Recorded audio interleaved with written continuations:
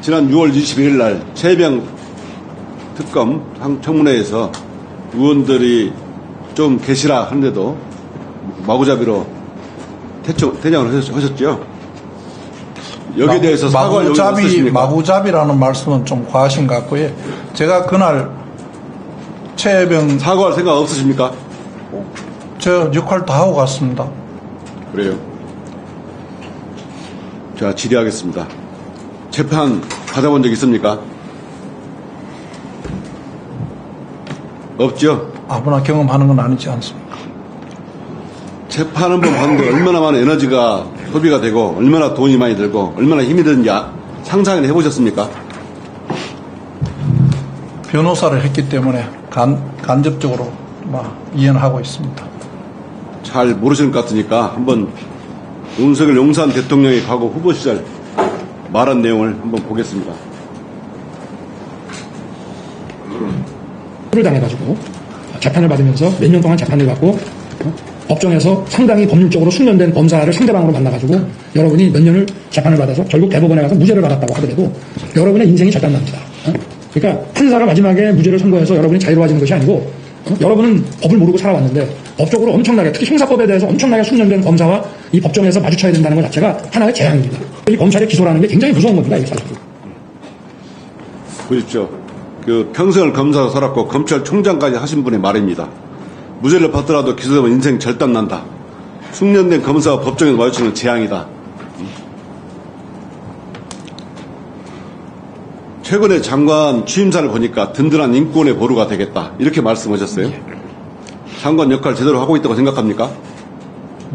저로서는 최선을 다하고 있습니다.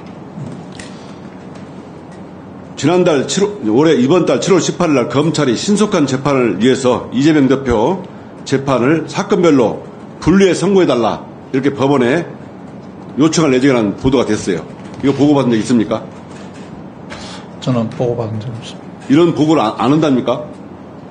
검찰 보고 사무 규칙상 중요한 사건은 장관에게 보고하게 돼 있잖아요. 지금 그 의견을 낸 게 사실입니까? 그런 보도가 됐는데 장관한테 묻는 겁니다. 그걸 보고받은 적 있는지. 저는 보고받은 적이 없습니다. 그래요? 그럼 다시 묻겠습니다. 2000년 1월 달에 국회 선진화법 위반으로 나경원 의원 등 27명이 기소된 거 알고 계시죠? 언론을 통해서 알고 있습니다. 구체적인 숫자는 모릅니다. 그 사건 수사 경과가 지금 재판 상황이 보고 안 되고 있습니까? 아니, 검찰 사건 사무규칙상 보고를 하게 돼 있잖아요. 공판이 진행되고 있다는 내용은 그러면 잘 아시다시피 장관인데 지금까지 몇 번 재판을 했습니까? 구체적인 내용은 모르겠습니다. 지금까지 계속 증인 소환해서 조사하고 피고인 아니, 그 사건이 기소된 지가 벌써 4년이 됐습니다. 이 사건은 검찰 보고 사무규칙상 장관에게 보고하게 돼 있어요. 보고되고 있습니다. 그럼 몇 번 재판했는지도 모르셨단 말씀입니까? 그 횟수를 제가 기억하지는 못하겠습니다. 그 사건은 2000년 1월 달에 기소한 후에 지금까지 총 37번 재판을 했습니다. 그런데 그러면 1년 보면 2달에 한 번씩 재판을 여는 셈이에요. 이 사건에도 관심을 가져본 적 있습니까?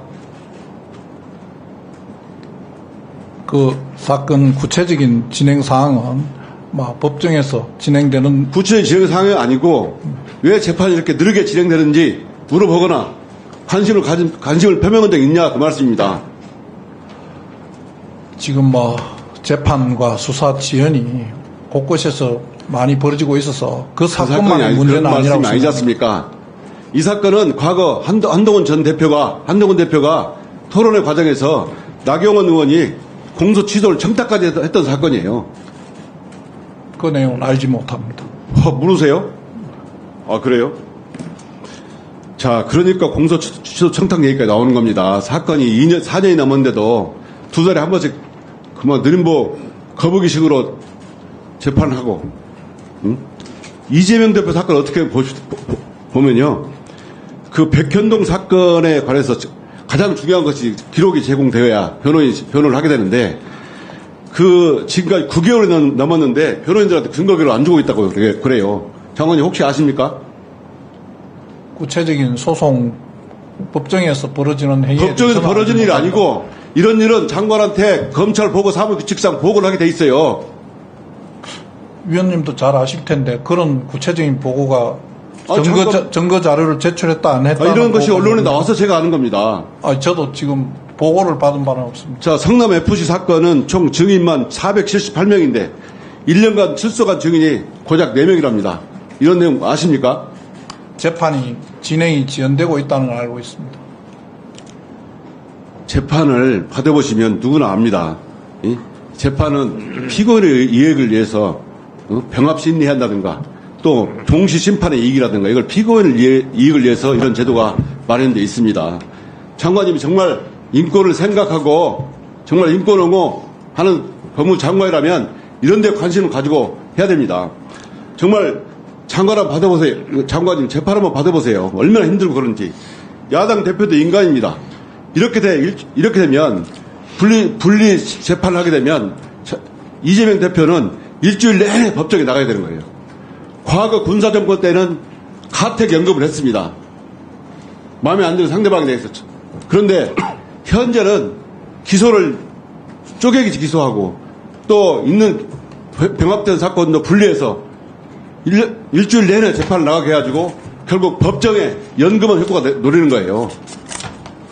이재명 대표도 인간입니다. 인권이 있는 거예요.